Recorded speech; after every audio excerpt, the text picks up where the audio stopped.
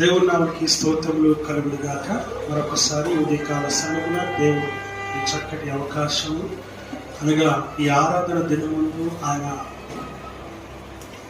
ఆయన పరిశుద్ధ దినమందు దేవుడు మనందరినీ కూడా ఆయన సన్నిధికి చేర్చారు. మరి ఆ దేవునికి మనం ఎంతో కృతజ్ఞత కలిగిన వారమై మనం ఉండాలి. కారణం ఈ రోజున మనమందరం సజీవ లెక్కలో లెక్కించబడ్డాం. ఆయన ఆరోగ్యం కలిగి దేవుని సన్నిధిలో మనమందరం ఉన్నాం.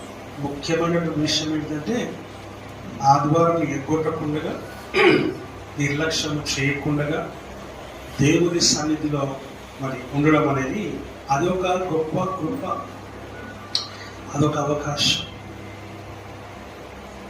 సాతాను ఏం చేస్తుందంటే మనల్ని మభ్య పెడుతూ ఉంటాడు. ఒక నొప్పి, ఒక బాధ, ఒక మానసికమైన వ్యధ ఇది పుట్టించి నా మనసు బాగలేదు, నాకు ఆరోగ్యం బాగలేదు, నాకు ఎట్లా అవుతుంది, మా చుట్టాలు వస్తారు, లేకపోతే ఇలాగ సంథింగ్ ఏదో ఒకటి పెట్టి మనం ఏం చేస్తుందంటే మభ్య పెడుతూ ఉంటుంది. మనసున్నా ఏం చేస్తుంది, మనల్ని ఆగబెడతా ఉంటుంది. ఏం చేస్తుంది, ఆగబడతా ఉంటుంది. ఆగబడితే ఏం చేస్తుంది, మనల్ని దేవుని సన్నిధికి వెళ్ళనీయకుండా చేస్తుంది. అలా ఎప్పుడైతే మనకు అనిపిస్తుందో మనం ఏం చేయాలంటే వెంటనే మోకరించి 2 చేతులు పైకెత్తి యేసుక్రీస్తు నామములో ప్రార్థన చేస్తూ, యేసు నామములో గద్దిస్తూ, యేసుక్రీస్తు యొక్క కల్వరి శిలువలో కాల్చిన సజీవ రక్తంలో దాన్ని బంధించి దాని పాతాలను తొక్కేసి ప్రభు ఏది ఏమైనా నేను వెళ్తా అని దేవుని సన్నిధికి ఎప్పుడైతే మనం అడుగు వేస్తామో ఒక్కసారిగా ఆ తెరలన్నీ కూడా చిరిగిపోతాయి. తెరలన్నీ కూడా పరిశుద్ధ స్థలములకు అతి పరిశుద్ధ స్థలములకు మధ్యలో ఏదైతే తెర ఉండిందో ఇంతకు ముందు ఆ తెర ఎలాగైతే చీల్చబడిందో ఆ అతి పరిశుద్ధ స్థలంలో చూడగలిగే కృప దేవుడు అనుగ్రహించి, అలాగే ఈనాటి కాలంలో మనకు కూడా ఒక తెర ఉంది. దేవుణ్ణి చూడనీయకుండా, దేవుని సన్నిధికి వెళ్ళనీయకుండా మనకు ఒక తెర అడ్డుగా వస్తూ ఉంది. ఇందాక నేను చెప్పినటువంటి మాట, ఏదో ఒకటి మనకు అడ్డు తగిలి, ఏదో ఒకటి మనల్ని ఆటంకపరిచి దేవుని సన్నిధికి వెళ్ళనీయకుండా చేసే ఆ అడ్డు తెరను ఏం చేయాలి, చింపివేయాలి. ఆమేన్, హల్లెలూయా, హల్లెలూయా. ఆ తెర ఎప్పుడైతే చిరిగిపోతుందో అతి పరిశుద్ధమైన స్థలం అనగా దేవుడు కనబడతాడు. దేవుడు కనబడినప్పుడు ఆటోమేటిక్గా నీ హృదయం, నీ మనసు, నీ ఆలోచన, తలపు యావత్తు కూడా అనగా నీ సిగ్నల్ అనేది తగ్గుతుంది. సిగ్నల్ అనేది తగ్గుతుంది, వెంటనే అటాచ్ అయిపోతుంది. అప్పుడు హుషారుగా ధైర్యముగా, ఉజ్జీవముగా, ఉత్సాహముగా, ఉల్లాసముగా దేవుని సన్నిధికి మనం పరిగెత్తుకొని వస్తాం. ఎందుకంటే అడ్డుతెరలన్నీ కూడా తొలగిపోయాయి కనుక. హల్లెలూయా. సిగ్నల్ తగిలినంత వరకే మనకి ప్రాబ్లం అంతా. సిగ్నల్ ఒక్కసారి తగిలిందంటే ప్రేమ దేవుని వాక్యం సెలవిస్తున్న మాట మనం చూస్తున్నాం. సిగ్నల్ తగ్గనివ్వకుండా చేసే పని ఎవరిది? సాతానుది. సిగ్నల్ దొరికించుకోవాల్సిన పరిస్థితి ఎవరిది? మనది. ఆమేన్, హల్లెలూయా. నిన్ను నీవు ఒక్కసారిగా దేవునికి అప్పగించుకున్నప్పుడు, ఒక్కసారి దేవుని సన్నిధిలో నువ్వు ఆయన్ని వేడుకున్నప్పుడు ఆయన తెరలుగా ఆయన ఏం చేస్తాడు, చీల్చి వేస్తాడు. ఎర్ర సముద్రము అడ్డుగా వచ్చింది ఎవరికి? ఇశ్రాయేలీయులకు. ఏమొచ్చింది? వెనుక చూస్తే శత్రువులు, భయంకరమైన రణధ్వని. ముందు చూస్తే ఎర్ర సముద్రం, ఎటు పోలేక, ఎటు వెళ్ళలేక, పరిస్థితులు అగమ్య గోచరం అయిపోయి ప్రేమ దేవుళ్ళ వారు దిక్కు మొక్కు లేక, ఏం చేయాలో అర్థం కాక వారు మొరపెట్టినప్పుడు దేవుడు ప్రేమ దేవుళ్ళ ఎర్ర సముద్రంలో పాయలుగా చేసినట్టుగా మనం చూస్తున్నాం. ఆరిన నేల పైన వారు నడిచి వెళ్ళినట్టుగా చూస్తున్నాం. ఆ మార్గం తెలుసువాడు ఆయనే. When you come to the presence of the lord కదా, దేవుని ఎప్పుడైతే వేడుకుంటావో, ఎప్పుడైతే నువ్వు దేవుని సన్నిధికి వచ్చి అయ్యా ఇది నా వల్ల అవ్వట్లేదు, నేను దీన్ని తట్టుకోలేకపోతే, నేను దీన్ని నుంచి నేను బయట పడలేకపోతూ ఉంటున్నాను, I could not able to come out, I could not able to tolerate, ప్రభు నేను మభ్యపరచబడుతూ ఉన్నాను, నేను చీకట్లో నెట్టివేయబడుతూ ఉన్నాను, నీ సన్నిధి నేను చూడలేకపోతూ ఉన్నాను. దయచేసి నన్ను జ్ఞాపకం చేసుకొని దేవుని దగ్గర నువ్వు ప్రార్థన చేయాలి. ఆ ముసుగు అనేది, ఆ తెర అనేది చినిగిపోయి నీకు దారి చూపించే వరకు, నీ కళ్ళు తెరవబడే వరకు, నీ కళ్ళు మూయబడి నీ కళ్ళు తెరవబడే వరకు నీ హృదయము ప్రేమ దేవుని బిడ్డగా ఏం చేయబడింది? మభ్యపరచబడ్డది. నీ హృదయం, నీ మనసు రెండు కూడా ఏమవుతున్నాయి? ఈ రోజున కప్పబడి మభ్యపరచబడి దేవుణ్ణి ఆశించి, దేవుణ్ణి కోరుకుని, దేవునికి సన్నిధికి వెళ్ళాలనేటువంటి ఆశను, కోరికను చంపివేసే విధంగా ఏదైతే నిన్ను చేస్తుందో దాన్ని అధిగమించేటువంటి శక్తిని, బలాన్ని మనము పొందుకోవాలి. అప్పుడే దేవుని సన్నిధిలో నువ్వు ప్రేమ దేవుడిగా దేవుని సన్నిధికి వెళ్ళాలనేటువంటి ఆలోచన తలపు ఎప్పుడు వస్తుందంటే ముసుగు తొలగిపోయినప్పుడు, తెర చిరిగిపోయినప్పుడు, నీ ముందర ఉన్నటువంటి మార్గము తెరవబడినప్పుడు నీకు అప్పుడు ఆయన సన్నిధి ప్రేమ దేవుని మనకు కనబడుతుంది.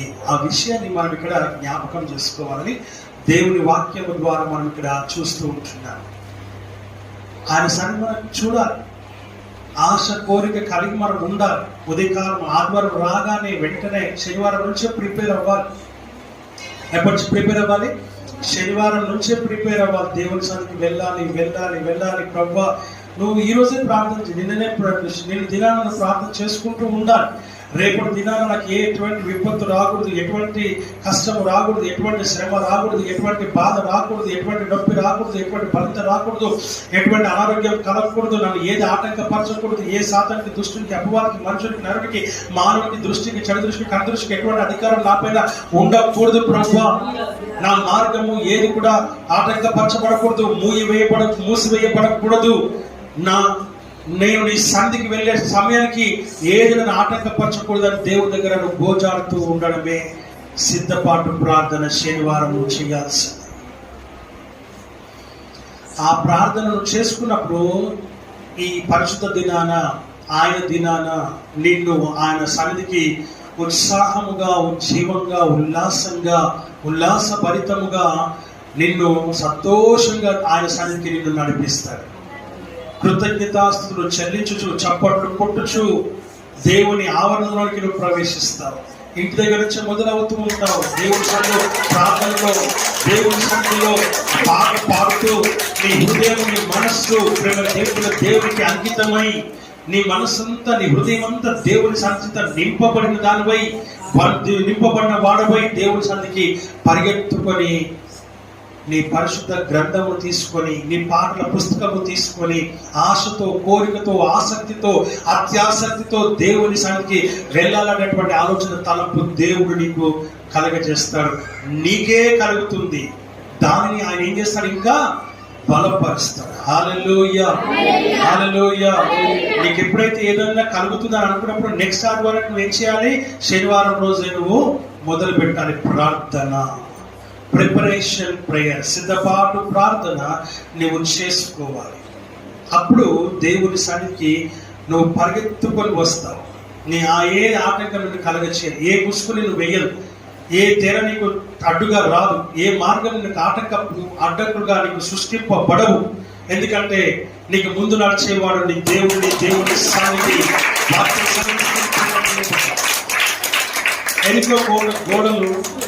ఎరికో కోట గోడలు కూల్చడానికి ఏ బాంబులు కానీ, ఏ రాకెట్ లాంచర్లు కానీ ఏవి కూడా ఉపయోగించలేదు, ఏ ఆర్టిక్స్ కానీ ఉపయోగించలేదు. వారు 7 దినాలు 7 సార్లు తిరిగినారు. ఒక్కొక్క రోజుకొక దినం, ఒక చొప్పున, ఒక రౌండ్ చొప్పున వారు తిరిగినారు. 7వ దినాన ఏం చేసినారు? 7 రౌండ్లు తిరిగినారు. వారికి ముందుగా ఎవరున్నారంట?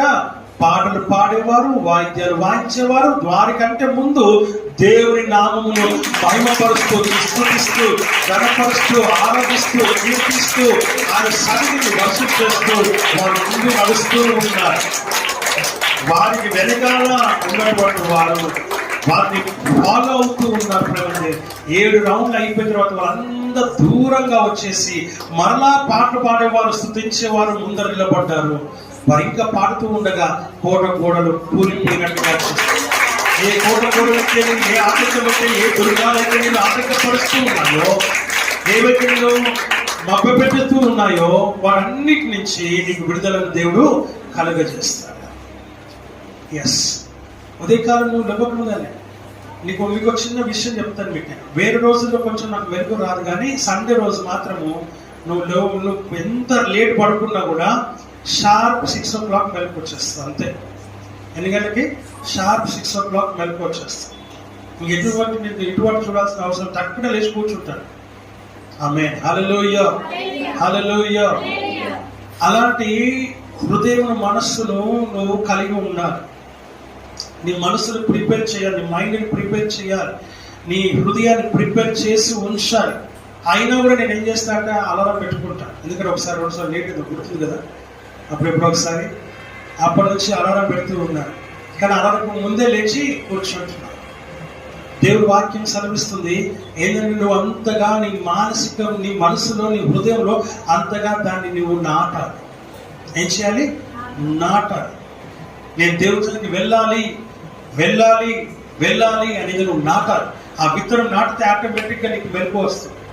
ఆటోమేటిక్గా నువ్వు పరిగెడుతూ ఉంటావు, బ్రష్ చేసుకుంటావు, స్నానం చేసుకుంటావు, తర్వాత అన్ని కార్యక్రమాలు ముగించుకొని త్వరగా పరిగెత్తుకొని దేవుడి సన్నిధికి వస్తావు. హల్లెలూయా, హల్లెలూయా. దేవుడి వాక్యం సెలవిస్తున్నటువంటి మాటలు మనం ఇక్కడ చూస్తూ ఉన్నాం.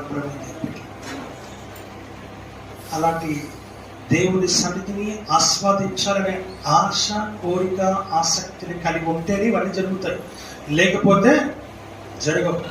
ఆ విషయాన్ని మనం జ్ఞాపకం చేసుకోవాలి. అండ్ ఇంకోటి ఏంటంటే మనం ఎంత మాత్రము వెతకకూడదు, ఎంత మాత్రం కూడా మనం వాటి పైన మనం ఆధారపడాలి. కరెక్ట్ కాదని మనం చూస్తూ ఉన్నాం. హల్లెలూయా, హల్లెలూయా. చూడండి మరొకసారి మనం పోయిన వారంలో చూస్తున్నాం. రోమీయులకు రాసిన పత్రిక 8వ అధ్యాయం 26వ వచనం మనం చదువుకున్నాం. అటువలే ఆత్మయు మన బలహీనతను చూచి సహాయము చేయుచున్నాడు. మనం యుక్తముగా ఎలాగో ప్రార్థన చేయవలెను మనకు తెలియదు గాని ఉచ్చరింప శక్యము కాని మూలుగులతో ఆ ఆత్మ తానే మన పక్షమున విజ్ఞాపనం చేయుచున్నాడు. వాక్యము సెలవిస్తున్న మాట మనం పోయిన వారంలో చూస్తున్నాం. ఆయన ఏం చేస్తారంటే బలహీనతను చూసి మనకు సహాయము చేస్తూ ఉన్నాడు. తర్వాత ఇంకేమన్నాడు? యుక్తముగా నువ్వు ఎలాగో ప్రార్థన చేయాలో, ఏ ప్రార్థన ఏ సమయంలో ఏ సందర్భంలో ఏ ప్రార్థన చేయవలనో మనకు తెలియదు కాబట్టి ఆయనే ఏం చేస్తారంటే మనకు ఉచ్చరింప శక్యము కానటువంటి మూలుగులతో ఆయన ఏం చేస్తారంట తానే మన పక్షమున విన్నపము చేస్తాడని వాక్యం ద్వారా చూస్తున్నాం. 27వ వచనంలో మరియు హృదయములను పరిశోధించువాడు ఆత్మ యొక్క మనస్సు ఏదో ఎరుగును. ఏంటంటే హృదయములను పరిశోధించేటువంటి దేవుడు ఏం చేస్తున్నాడంట? ఆత్మ యొక్క మనస్సు ఏదో ఎరుగును. ఆత్మ యొక్క మనస్సు ఏదో ఆయన ఎరుగును అని చూస్తూ ఉన్నాం. చిన్న ప్రార్థన చేసుకున్నాం. మా వ్యక్తిగా ప్రేమించిన మా పరమ తండ్రి, నీ నామానికి వందనాలు, స్తోత్రాలు, స్తుతులు, కృతజ్ఞతాస్తుతులు మేము చేస్తున్నాం. నీ వాక్యం ద్వారా మాతో సూటిగా స్పష్టంగా మాతో మీరు మీ అధికారం కలిగిన స్వరం చేత మాట్లాడమని పెడుకుంటున్నాం. వినగలిగే చెవులు, గ్రహించగలిగే హృదయంలో మనస్సు మాకు అనుగ్రహించి మీ నామానికి మహిమ, ఘనత, ప్రభావం కలిగచేసుకున్నాం. వినగలిగే చెవులు, గ్రహించగలిగే హృదయం మాకు అనుగ్రహించి ఉన్నావు కనుక నీకు స్తోత్రాలు చేస్తున్నాం. మన నిర్లక్ష్యం అనేది లేకుండా సహాయం చేయండి. నీ వాక్యం వింటూ ఉండగానే మా శరీరంలో కదలిక కాదు ప్రభువా, జీవం ప్రభువా, మా నిర్జీవమైన అవయవాలన్నీ కూడా జీవింపబడును గాక. మా శరీరము నూతన బలము పొందుకొను గాక. మా శరీరంలో ప్రతి అవయవం ప్రభువా నూతన శక్తిని పొందుకొను గాక. నీ వాక్యం వినగానే మా శరీరంలో ఉన్నటువంటి బ్లడ్ సెల్స్ అన్ని కూడా నూతనంగా జీవింపబడను గాక. మా నరములు సరళింపబడను గాక. మా యొక్క రక్తము ప్రభువా ఓ రాజా పరిశుద్ధపరచబడను గాక. మా శరీరంలో ఉన్న ప్రతి విధమైన బలహీనత, నొప్పి, ప్రతి విధమైన వ్యాధి, రోగము ఏదైతే ఉన్నదో అవన్నీ కూడా ప్రభువా యేసుక్రీస్తు రక్తంలో, యేసుక్రీస్తు నామములో శుద్ధీకరించబడును గాక, స్వస్థపరచబడును గాక, బాగుపరచబడును గాక, నూతనపరచబడును గాక. పాతవి గతించను, ఇదిగో సమస్తము క్రొత్తమైన రీతిగా నూతనమైనటువంటి జీవం అనుగ్రహించబడి పెట్టు. ఈ గొప్ప కార్యము జరిగించి ప్రభువా శరీరానుసారంగా, ఆత్మానుసారంగా, మానసిక పరమైనటువంటి స్వస్థతలు మీరు జరిగించి మీ నామానికి మహిమ కలిగించుకున్నాం. యేసుక్రీస్తు నామములో వేడుకుంటున్నాం తండ్రి, ఆమేన్. హల్లెలూయా, హల్లెలూయా. వాక్యం సెలవిస్తున్న మాట 27వ వచనం అంటాడు, మన హృదయమును పరిశోధించువాడు.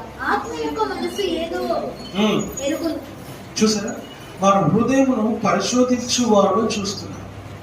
ఎలాంటి దేవుడు అంటే ఆయన మన హృదయములను, మన మనస్సును పరీక్షించువాడు, పరిశోధించువాడు, పరిశీలించువాడు, పరీక్షించువాడు.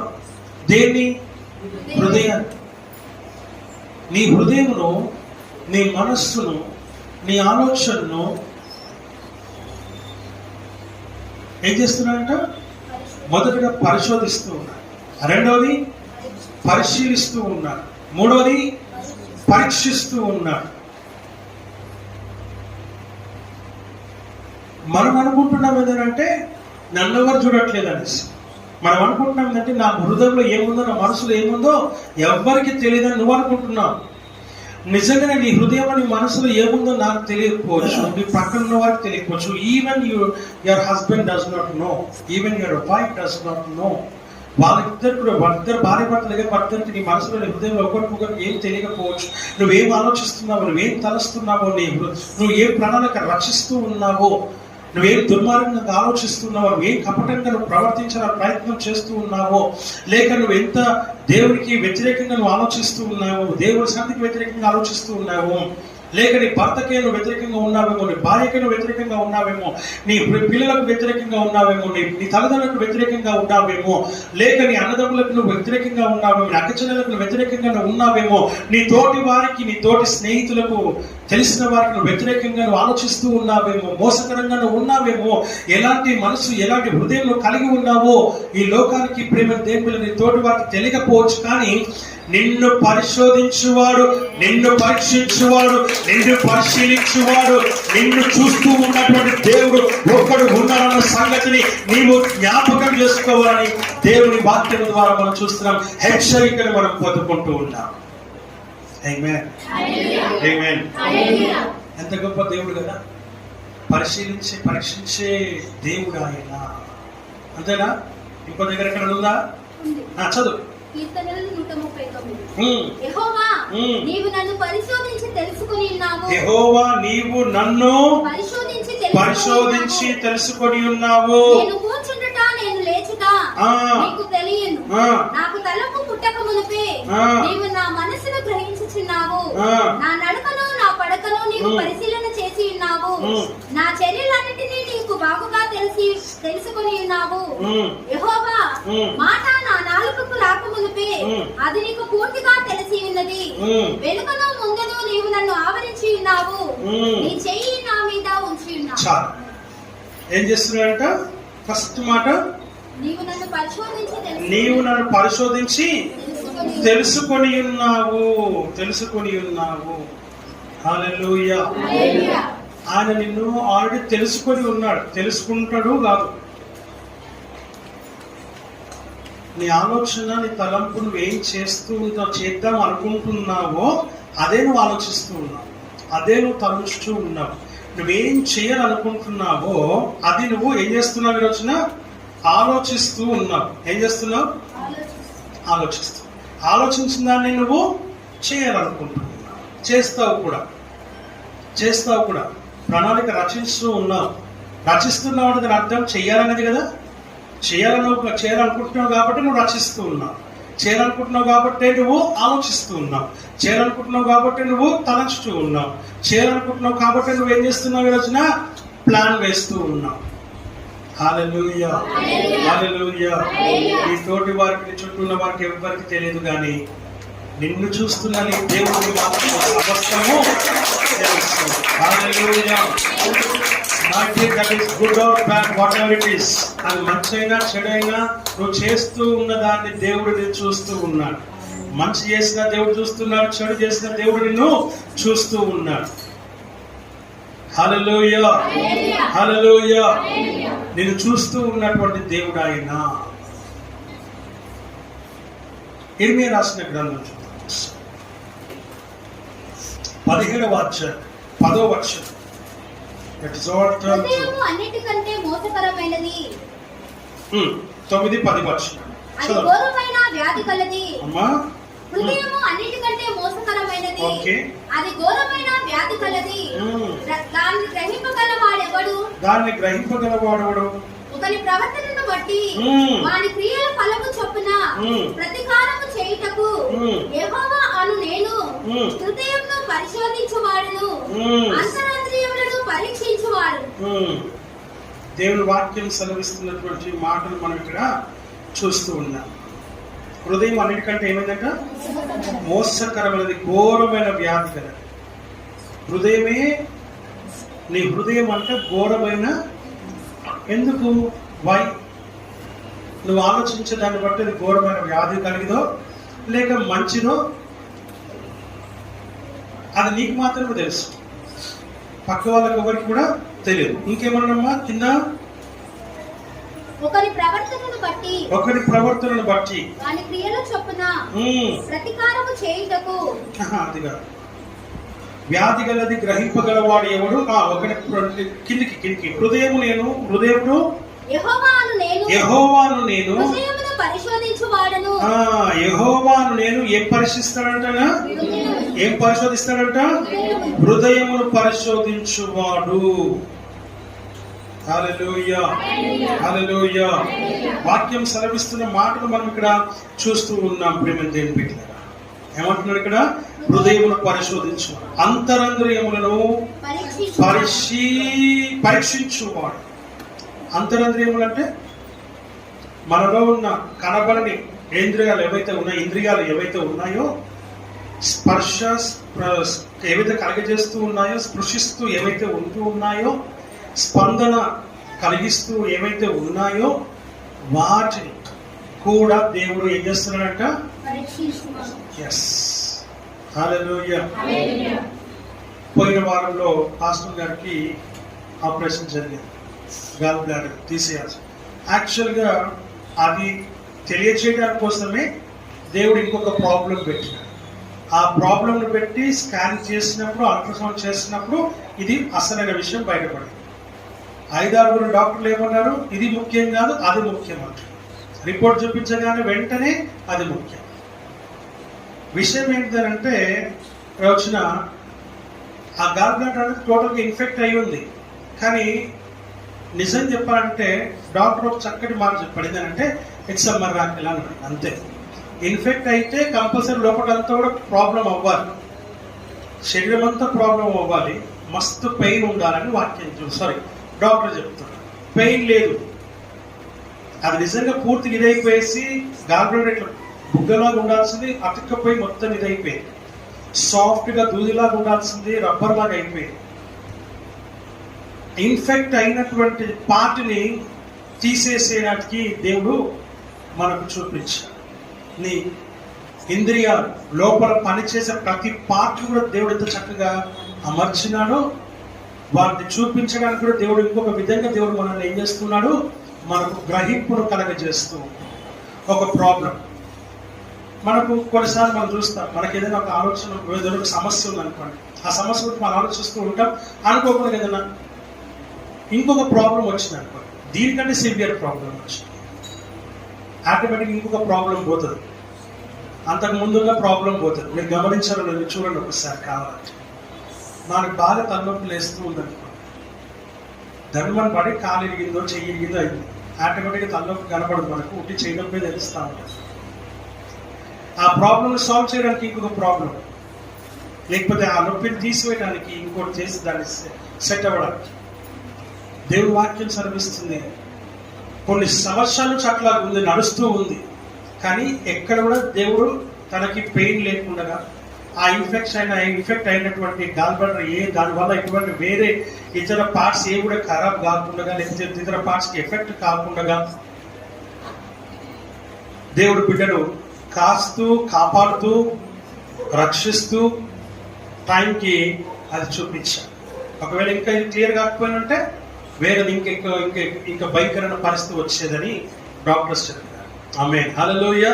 అందుకు వాక్యం ఆయన అంతరేంద్రియములను కూడా పరీక్షించువాడు. అంటే నేను చేసేసి అలా వదిలిపెట్టలా. నీ భర్త అయినా నీ భార్య నేను వదిలిపెడతారేమో కానీ ఆయన నేను వదిలిపెట్టలా. నీ భర్తని వదిలిపెట్టేవాడు కాదు. ఆమేన్, హల్లెలూయా, హల్లెలూయా. వాక్యం ఆ రీతిగా సెలవిస్తున్న మాట మనం చూస్తూ ఉన్నాం. మన చదువు ఇంక మాట చూద్దాం దయచేసి. ప్రసంగి రాసినటువంటి గ్రంథం 11:9 వచనం నుంచి 10వ వచనం వరకు.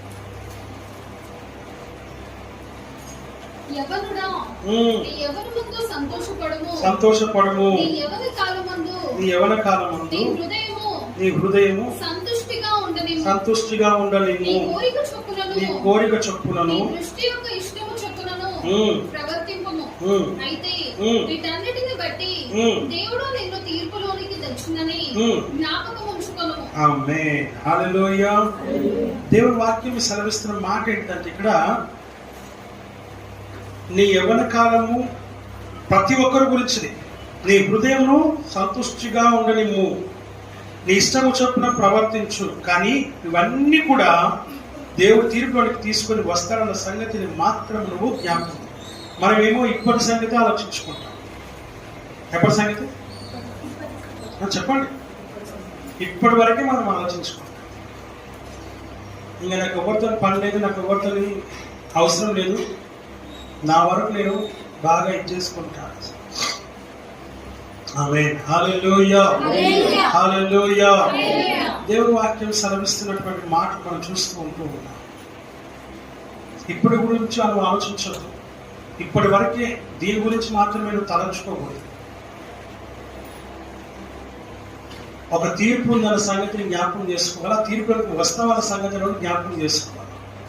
ఒకవేళ లోకానుసారంగా నువ్వు బాగా ఎదిగి ఉండొచ్చు, బాగా బలపడి ఉండొచ్చు, కానీ జాగ్రత్త.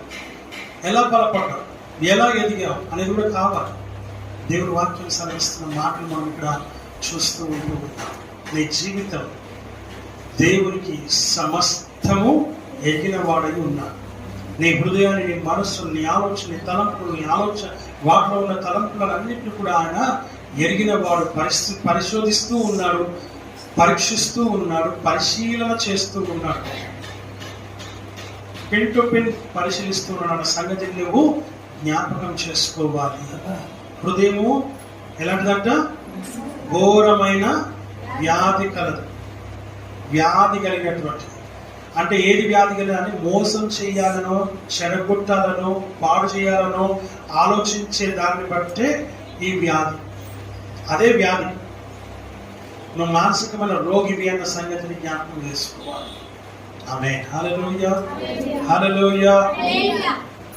దేవుడి వాక్యం సెలవిస్తున్న మాట. ఒక సహోదరి ఏం చేసిందంటే తన సొంత చుట్టం ఒక ఆమెని మోసం చేసి ఏం చేసింది? ఫ్లాట్ ఆమెని మంచి ఆరోగ్యంగా ఉన్న ఆమెని అనారోగ్యం పాలు చేసి, అంటే ఆమె గ్యాస్ ఉంది, బాగా బీపీ ఉంది, షుగర్ ఉంది. ఆమె ఏ తిన్నామని ఆటంకం చేయక అవే తీసుకొచ్చి పెడతా పోయింది. అవి తినడం, ఆమె హాస్పిటలైజ్ కావడం, అలా 2-3 సంవత్సరాలు చేసింది. తర్వాత లాస్ట్కి ఆమె సీరియస్ అయింది. సీరియస్ అయి నడవడానికి పరిస్థితి అయిపోయింది. ఆమె జీవితం అయిపోయేసరికల్లా ఆమెకు ఎవరు లేరు. భర్త లేడు, పిల్లలు లేరు, ఎవరు లేరు. భర్త బాగా సంపాదించాడు. ప్రేమ దేవుని బిడ్డ. ఈమెం చేస్తుంది? ఆమె హాస్పిటల్ అడ్మిట్ చేసి బాగా చూస్తూ ఉన్నట్టు నటించిన అందరికీ ఫోన్లు చేసి, నేను తీసుకొచ్చినా, నేను వచ్చినా, నేను చూస్తున్నా, నేనే చేస్తున్నా, నేను హాస్పిటల్ తీసుకుపోయినా ఇంత ఖర్చు అయింది, ఆంటీ దగ్గర ఇంత లేదు, ఆయన ఇంత పెట్టినా, అట్లా అన్ని. యాక్చువల్గా డబ్బులంతా ఆమెదే. ఆయన మంచి గవర్నమెంట్ ఆఫీసర్గా పనిచేశాడు. ఆయన జీతం ఆయన పెన్షన్ వస్తుంది ఆయనకి. ఆమెకే 30,000 వస్తుంది. ఇప్పుడు ప్రెసెంట్ అయితే 45,000 వస్తుంది ఆమెకి. ఆ డబ్బులను కూడా వాళ్ళే తీసుకుంటున్నారు. ఎందుకు ఈ మాట చెప్తున్నా అంటే ఆమె కారం వేసింది, ఆమె బండి అమ్మేసింది, ఆఖరికి ఆమె ఫ్లాట్ కూడా అమ్మేసింది, డబ్బులు తీసుకొని దగ్గర పెట్టుకుంది. ఆమె హల్లెలూయా హల్లెలూయా. ఇంకొకటి ఇట్లాగే మోసం చేసి అటు అత్తగారింటి దగ్గర కరెక్ట్గా లేక అత్తగారింట్లో కూడా భయంకరమైన పరిస్థితులు సృష్టింపచేసి అక్కడ ఆస్తిని అక్కడ దొబ్బేసి, సొంత ఇంట్లో ఆస్తిని దొబ్బేసి, అక్క చెల్లెలకి ఎవరికి రాకుండా చేసి, తల్లిదండ్రులని మభ్యపెట్టి వారికి మందు పెట్టి సంపాదించింది. ఎవరి కోసం సంపాదిస్తుంది? ఒకే ఒక్క సంతానం, ఆ సంతానానిక. కానీ ఈ మోసం అంతా, ఈ చెడంతా కూడా మరలా ఎవరికి వస్తుంది? పిల్లల మీదకే వస్తుంది. ఎవరి మీదకి వస్తుంది? పిల్లల మీదకే వస్తుంది. నువ్వు చేసినటువంటి పాపము ఎవరి మీదకో రాదు. దావీదు ప్రార్థన చేశాడు కదా, రక్షించబడ్డారా? ప్రాణం నిలిచిందా? నిలవలా. ఇప్పుడు ప్రెసెంట్ సిచ్యువేషన్ ఏంటిదని అంటే ఆమె అనారోగ్య పాలై నానా యాతన పడుతూ ఉంది. అయినా గ్రహింపులోకి రాట్లా, ఇంకా ఎట్లా సంపాదించాలి, ఇంకా ఎట్లా ఇచ్చేయాలి. దానికి తోడు భర్త కూడా దానికి సహకరిస్తూ ఉన్నాడు చేసే పనులన్నిటికీ.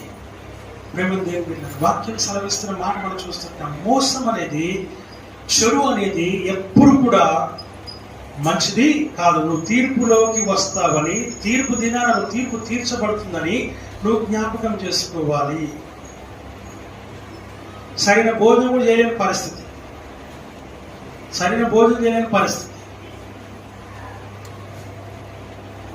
ఎందుకు? ఈ జీవితం ఉండి కూడా వ్యర్థమే కదా. సుఖంగా, సౌఖ్యంగా, సమాధానంగా, నెమ్మదిగా, ఆనందంగా, సంతోషంగా ఉన్న దాంట్లో ఉండడం గొప్ప విషయం.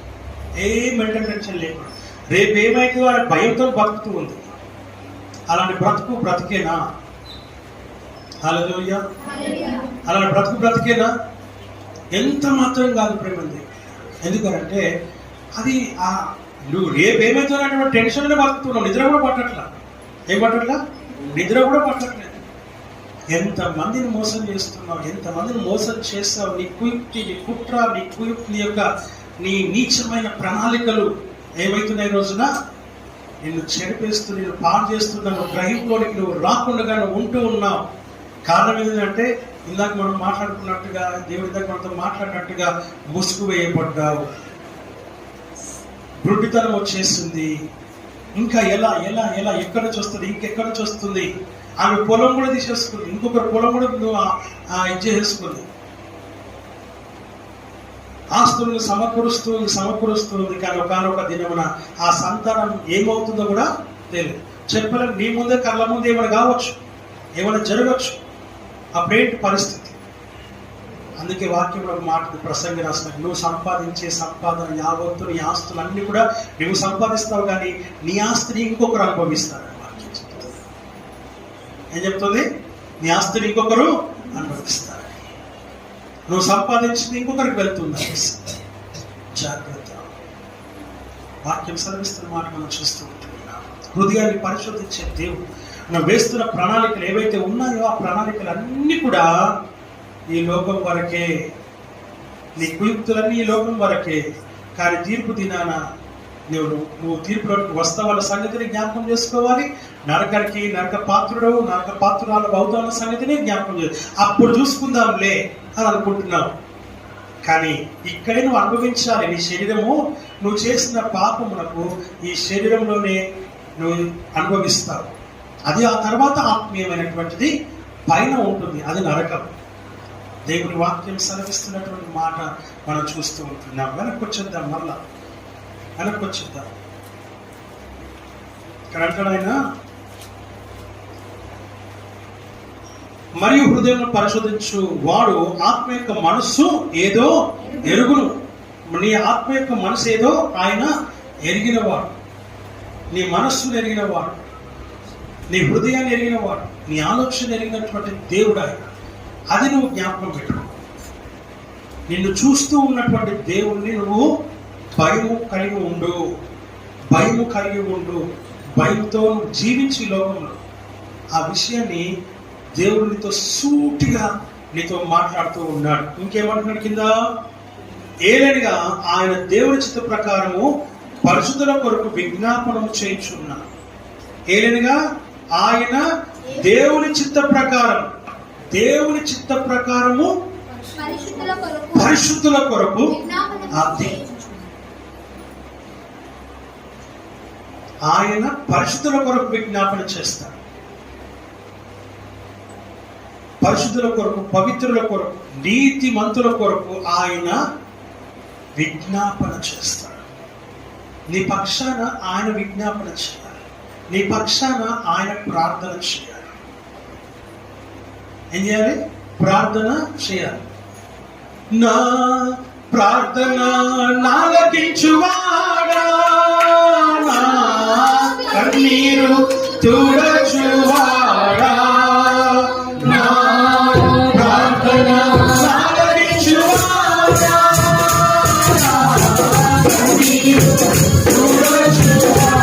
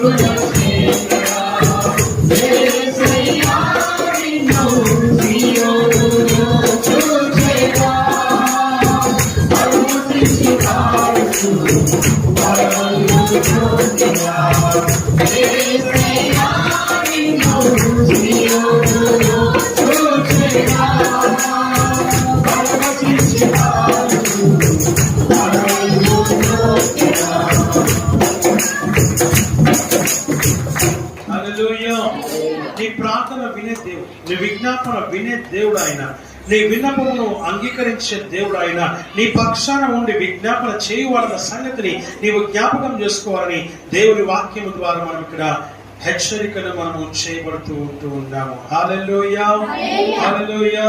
ఒక మాట మనం చూద్దాం. మొదటి కొరింథీయులకు రాసినటువంటి పత్రిక 3వ అధ్యాయం 16వ వచనం మనం ఒకసారి జ్ఞాపకం చేసుకుందాం. మీరు దేవుని ఆలయమై ఉన్నారనియు దేవుని ఆత్మ మీలో నివసించుచున్నాడనియు మీరు ఎరుగరా? ఎవడైనను దేవుని ఏమంటున్నారు మరొకసారి? మీరు దేవుని ఆలయమై ఉన్నారని మీరు ఎరుగరా? ఆ పరిశుద్ధాత్మను నీలోనికి వచ్చి ఆయన ఏం చేశాడంట? ఉచ్చరింప శక్యము కానటువంటి మూలులతో ఆయన నీలో ఉండి ప్రార్థన చేస్తాడు, నీ పక్షాన ఉండి విజ్ఞాపన చేస్తాడు, నీ పక్షాన ఉండి విన్నపము చేస్తాడు, నీ పక్షాన ఉండి ఆయన ప్రార్థన చేస్తాడు, నీ పక్షాన ఉండి ఆయన మొర పెడతాడు, నీలో ఉండి ఆయన నిన్ను నడిపిస్తాడు. ఆయన ఎక్కడో లేరు, నీ హృదయంలోనే, నీ శరీరంలోనే ఆయన ఉన్నాడు అనే సంగతిని నీవు గ్రహించాలని దేవుని వాక్యం ద్వారా మనం చూస్తున్నాం. నువ్వు ప్రార్థన చేస్తూ ఉంటే ప్రార్థన చేయలేని స్థితిలో ఉన్నావు, చేయలేకపోతూ ఉన్నావు. నువ్వు వెంటనే ఆలోచించుకోవాలి. ఏంటంటే, ఎందుకు నాకు ప్రార్థన రావట్లేదు, ఎందుకు నేను ప్రార్థన చేయలేకపోతున్నా? కనీసం గంట అయినా 2 గంటలైనా ప్రార్థన చేసేదాన్ని అసలు నా హృదయం ప్రార్థన రావట్లేదు. నువ్వు ఆలోచన చేయాలి, వెంటనే గ్రహించాలి. అప్పుడేం చేయాలి? నీ ప్రార్థన ఆపేసి నీ పాపమును, నీ దోషమును, నీ అపరాధము, నీ అతిక్రమ క్రియలను దేవుని సన్నిధిలో ఒప్పుకోవాలి. ఏదో నేను ఆటంకపరుస్తుంది, ఏ పాపమో ఏ దోషమో అపరాధము నేను ఏం చేస్తుంది? ఆటంకము చేస్తుంది. కనుక నువ్వేం చేయాలి? ప్రార్థన మానేసి ఒప్పుకోవడం మొదలు పెట్టాలి. వెంటనే దేవుడు ఏం చేస్తాడంటే, నువ్వు ఒప్పుకున్న దాన్ని బట్టి, నీకు గుర్తున్నవి గుర్తుకు లేనివి, తెలిసినవి తెలియనివి, ఇంకా ఏదైనా నన్ను ఆటంకం చేస్తుందేమో అని ఆలోచన చేస్తూ ఆలోచన మానేసి దేవుడికి అప్పగించుకో. అయ్యా నాకు గుర్తు రావట్లేదు, నేను పాపి, నేను ఒప్పుకో, అంతే. నెక్స్ట్ మూమెంట్లో దేవుని ఆత్మ నిన్ను మరలా ఉజ్జింపచేస్తుంది. ఆయన నీలో ఉండి ప్రార్థన చేస్తారన్న సంగతిని, దేవుని ఆత్మ నీలో ఉన్నదని నువ్వు ఎరుగవా. మాట చదవండి దయచేసి మరొకసారి. మీరు దేవుని ఆలయమై ఉన్నారని దేవుని ఆత్మ మీలో నివసించుచున్నాడని. మొదటగా తెలుసుకోవాల్సింది ఏంటి? నువ్వు దేవుని ఆలయమై ఉన్నావు. ఏమై ఉన్నావు? నువ్వు నువ్వు ఏమై ఉన్నావు? దేవుని ఆలయమై ఉన్నావు. మనమందరం చెప్తామా? నేను దేవుని ఆలయమై ఉన్నాను. నేను దేవుని ఆలయమై మందిరమై ఉన్నాను. ఆ ఆత్మ నాలో నివసిస్తున్నది. దేవుని దగ్గర ఇంకా వేరేదేమన్నా? ఆ ఆత్మ ఏం చేస్తుందట? మనలో ఇన్ ద సెన్స్ ఆలయంలో, మనలో ఇన్ ద సెన్స్ ఆయన మందిరములో. నువ్వే ఒక ఆలయం, నువ్వే ఒక మందిరం, నువ్వే ఒక మందిరం. నువ్వు ఆ విషయాన్ని గమనించాలి. కాబట్టి నువ్వు దేవుని ఆలయమై ఉన్నావన్న సంగతిని జ్ఞాపకం చేసుకొని అప్పుడు చెప్పు దేవునికి. ఏమని చెప్తావు అంటే, అయ్యా నేను పాపిని, నేను ప్రార్థన చేయలేకపోతున్నా, నన్ను ఏదో ఆటంకం చేస్తుంది, నేను నా హృదయం, నా మనసు ప్రభువా లీనం కాలేకపోతుంది, నీతో ఏకం కాలేకపోతుంది, నేను ప్రార్థన చేయలేకపోతూ ఉన్నాను, నన్ను ఏదో ఆటంకం చేస్తుంది, నేను పాపిని ప్రభువా అని దేవుని దగ్గర ఒప్పుకో. నీ ప్రార్థన వింటాడు దేవుడు. ప్రార్థన వినే దేవుడు ఆయన. ప్రార్థన వినడి పావనుడా, ప్రార్థన మాకు నేర్పుమయ్యా. ప్రార్థన వినడి పావనుడా, ప్రార్థన మాకు నేర్పుమయ్యా.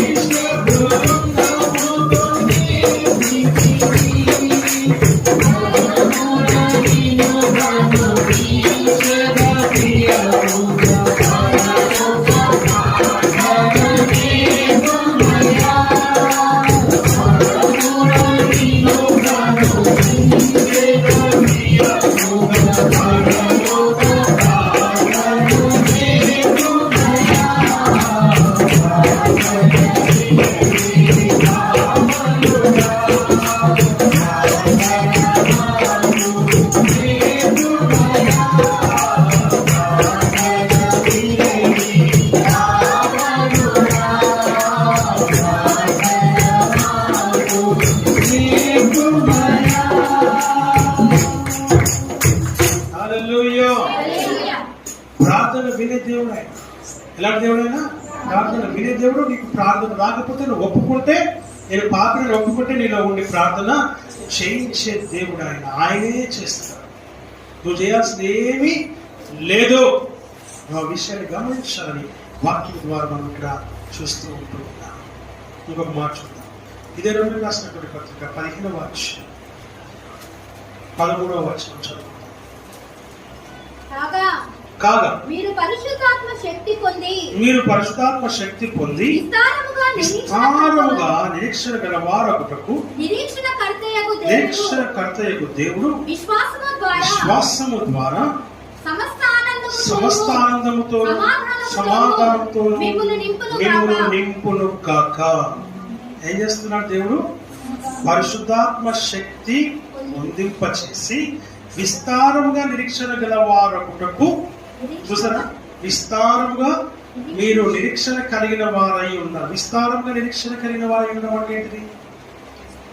దాని అర్థం ఏంటిది అంటే, నువ్వేదైతే దేవుని దగ్గర మనవి చేస్తూ ఉన్నావో ఆ ప్రార్థనకు నువ్వు, దేవుడు నాకు ఇచ్చినాడని లేక కలగజేసినాడని, నన్ను ఆశీర్వదించినాడని, దీవించినాడని ఏ విషయం మీద నువ్వు ప్రార్థన చేసినావో, ఏ అనారోగ్యం కోసమో, వ్యాధి కోసమో, బలిత కోసమో, లేక ఇంకేదైనా దానికోసమో, లేక ఇవన్నీ లోకానుసారమే, శరీరానుసారమే. కానీ విషయం ఏంటంటే నీ ప్రార్థన దేవుడికి వినబడాలి అని అంటే ఏ ప్రార్థన చేయాలి? అయ్యా నువ్వు నాకు కావాలి, నువ్వు నాకు కావాలి, నీ సన్నిధి నాకు కావాలి, నీ పరిశుద్ధాత్మ యొక్క నడిపింపు నాకు కావాలి అని ఎప్పుడైతే నువ్వు ప్రార్థన చేస్తావో ఆయన వస్తే ఆటోమేటిక్గా చీకట్లో లైట్ వేసినప్పుడు ఏమవుతుంది?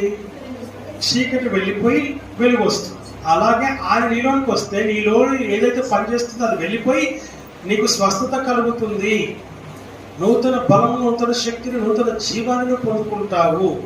అప్పుడు ఆయన నువ్వు ఏదైతే దేవుణ్ణి అడిగినావో అది పొందుకున్నావని విస్తారముగా అంటే పరిపూర్ణంగా, సంపూర్ణంగా నేను పొందుకున్నానని నమ్ముతావు, విశ్వసిస్తావు. విస్తారముగా అంటే పరిపూర్ణంగా, సంపూర్ణంగా నువ్వు నమ్ముతావు, విశ్వసిస్తావు. ఏమని? దేవుడు నాలోకి వచ్చాడు, దేవుడు నాతో ఉన్నాడు, దేవుడి సన్నిధి నాలో ఉంది, దేవుని ఆత్మను నడిపిస్తుంది. ఆ తర్వాత నీలో ఉన్న ఆటోమేటిక్గా నువ్వు ఇలా మాట్లాడుతూ ఉన్నప్పుడు, ఇలా నువ్వు ఆలోచిస్తూ ఉన్నప్పుడు ఆటోమేటిక్గా నీలో బయటికి వెళ్ళిపోతాయి. నేను ఏదైతే దేవుణ్ణి అడిగానో అది దేవుడు నాకు అనుగ్రహించాలని నువ్వు పరిపూర్ణంగా నమ్మితే నీ జీవితంలో ఆ కార్యము జరుగుతుంది. హల్లెలూయా, హల్లెలూయా. వాక్యము సెలవిస్తున్నటువంటి మాట మనం చూస్తాం.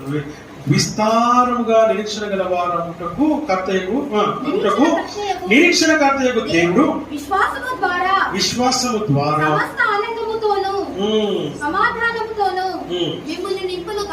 చూసారా? దేవుడు విశ్వాసము ద్వారా ఏం నింపుతాడంట? సమస్త ఆనందముతోను సమాధానంతోను ఆయన నిన్ను నింపుతాడు. సమస్తానందముతో దేవుడు విశ్వాసము ద్వారా. దేని ద్వారా? విశ్వాసము లేకుండా దేవునికి ఇష్టమైతే అసాధ్యము. విశ్వాసము లేకుండా ఏ కార్యము జరగదు. విశ్వాసము లేకుండా దేవుణ్ణి చూడలేవు. ఆ విశ్వాసమును బట్టియే నీ జీవితంలో కార్యం జరుగుతుంది. ఆ దేవుడు ఆ విశ్వాసమును బట్టి నీకు ఏం చేస్తాడంట? సమస్త ఆనందమును, సమస్త సమాధానమును దేవుడు నీకు అనుగ్రహిస్తాడు. He will give. ఆయన ఇస్తాడు. దేన్ని బట్టి? పైన దాన్ని బట్టి, పైన దాన్ని బట్టి ఇవన్నీ కలుగుతాయి. అంతే తప్ప విశ్వాసము లేకుండా ఇవేవి కలగవన్న సంగతిని జ్ఞాపకం చేసుకో. అందుకే దేవుడు భక్తుడు ఏమంటాడంటే, ఓ విశ్వాసి నీవు మెలకువతో ఉండుమా, ఉండుమా.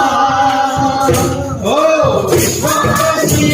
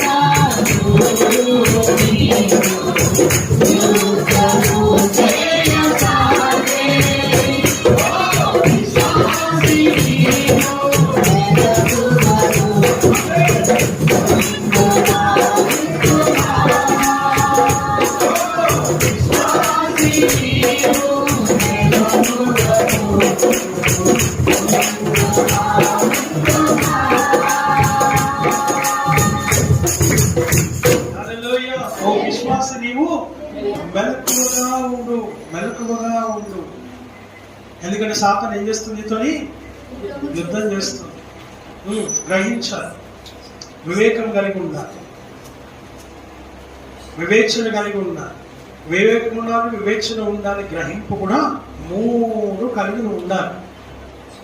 మూడు కలిగి ఉండాలి. ఎవరు కలిగి ఉంటారంటే ఆత్మీయ జీవితంలో దేవుని యొక్క ఆత్మతో నడిపింపబడేవారు మాత్రమే ఉంటారన్న సంగతిని నువ్వు జ్ఞాపకం చేసుకోవాలని వాక్యం ద్వారా మనం ఇక్కడ హెచ్చరికను మనం పొందుకుంటూ ఉన్నాం.